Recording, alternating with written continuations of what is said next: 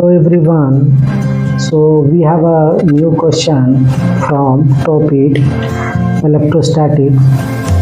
Question says a point charge Q is located just above the center of the flat face of a hemisphere of radius capital R as shown in the adjacent figure. What is the flux through the curved surface and through the flat surface? तो चलिए question को समझाते हैं। हमारे पास एक hemisphere है, ठीक है, जिसका रेडियस कैपिटल आर है, ठीक है, और इसके सेंटर से कुछ दूरी पर just above the at centre, किसके सेंटर से है? हेमिस्फीयर के। तो हमारे पास दो सरफेसेस हैं, ये फ्लैट सरफेस है, ठीक है, और ये क्या है? Curved surface.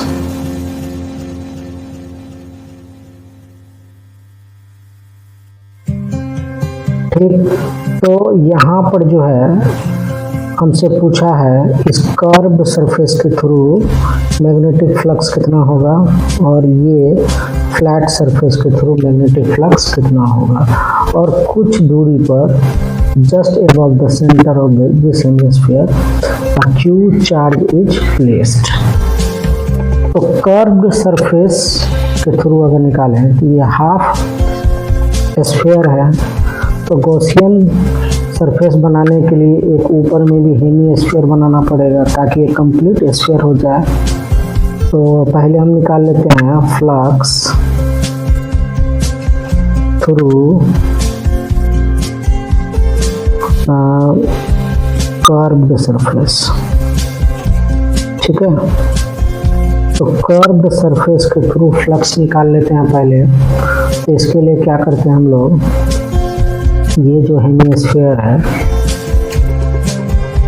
इसके ऊपर एक गॉसियन सरफेस बना लेते हैं। तो गॉसियन सरफेस क्या होगा, वो भी एक स्फीयर होगा, तो ये कंप्लीट स्फीयर होगा, और ये चार्ज जो है इस गॉसियन सरफेस के मदद से बना हुआ स्फीयर के अंदर में ही रहेगा, ठीक है। तो फ्लक्स का वैल्यू जो स्फीयर के लिए आता है वही रहेगा।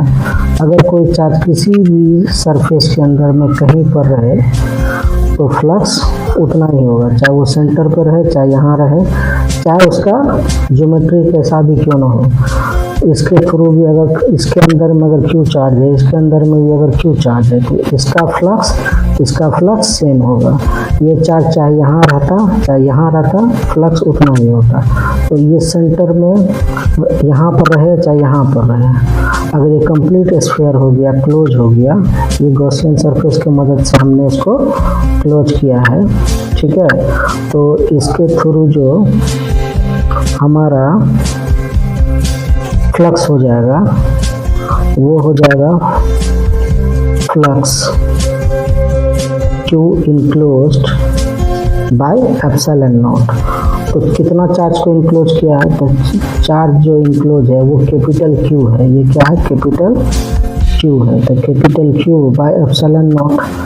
लेकिन ये दो हेमिस्फीयर के मिलने के बाद ये टोटल फ्लक्स मिल रहा है। तो हमको तो सिर्फ सिंगल हेमिस्फीयर के कर्व सरफेस के थ्रू हमको टोटल चार्ज निकालना है, और ये कंप्लीट स्फीयर के कर्व सरफेस के थ्रू है, तो इसका आधा करना पड़ेगा, क्योंकि एक पार्ट ये मिलकर इतना फ्लक्स दे रहा है। तो सिंगल पार्ट, नीचे वाला पार्ट जो कर्व सरफेस हेमिस्फीयर का, उसका हो जाएगा कितना, तो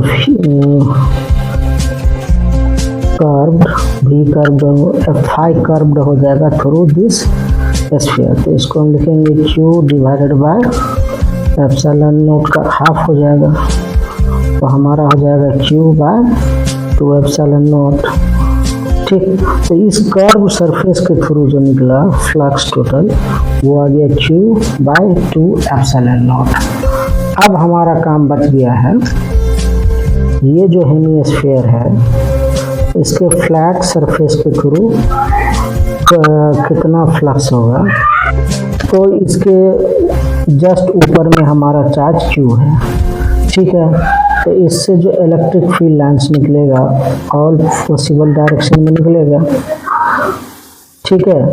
कुछ इस फ्लैट सरफेस से भी निकलेगा, ठीक है। जितना फ्लैट सरफेस है उसके थ्रू निकलेगा, कुछ एंगल पे होगा तो, लेकिन टोटल फ्लक्स जो होगा, जो इतना आ रहा होगा, वही यहाँ से निकलेगा, ठीक है। वही हमको कर्व सरफेस से भी देगा, जितना इस सरफेस पर आ रहा है, इन कर रहा है, मतलब फ्लैट सरफेस पे जो आ रहा है उतना इस कर्व सरफेस से निकल भी रहा है। तो ये जो फ्लैट सरफेस है इस पे टोटल जो फ्लक्स लिंक हुआ ये हुआ 5 इन, और ये कर्व सरफेस के थ्रू जो निकल गया बाहर की तरफ वो क्या आ जाएगा 5 आउट, ठीक है। तो यहाँ पर लिखेंगे 5 flat plus 5 in is equal to, या 5 कर्व इक्वल टू क्या हो जाएगा 0। तो 5 फ्लैट जो हमारा निकलेगा,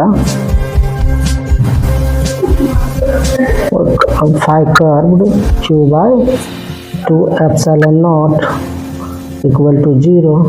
तो 5 फ्लैट जो होगा वो हो जाएगा -Q/2 एप्सिलॉन नॉट, ठीक है। ये क्लास 12 के लिए टॉपिक था, ये क्वेश्चन सिलेक्टेड किया गया था। तो ठीक है, अगर आपको वीडियो अच्छा लगे और आप पहली बार मेरे चैनल पर आए तो प्लीज़ मेरे चैनल को सब्सक्राइब भी करें, ठीक है। Thank you.